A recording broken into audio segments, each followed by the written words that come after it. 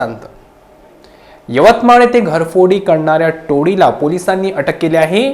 स्थानिक गुन्हे शाखेने शहरात घरफोडी करणाऱ्या एका टोळीचा पर्दाफाश केला असून एका 19 वर्षीय तरुणासह 2 विधी संघर्षग्रस्त बालकांना ताब्यात घेतले आहे.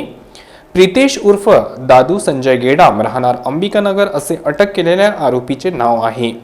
या कारवाईत पोलिसांनी 3,59,884 रुपये किमतीचे सोने चांदीचे दागिने आणि एक सुझुकी एक्सेस दुचाकी जप्त केली आहे.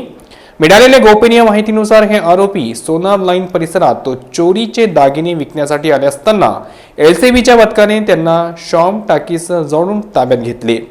सखोल चौकशीत त्यांनी लोहारा पोलीस स्टेशन अंतर्गत शुभम कॉलनी, राधाकृष्ण नगरी आणि अवधूतवाडी हद्दीतील दांडेकर लेआउट, स्वप्नील नगर व सुभाष नगर येथे चोऱ्या केल्याची कबुली दिली.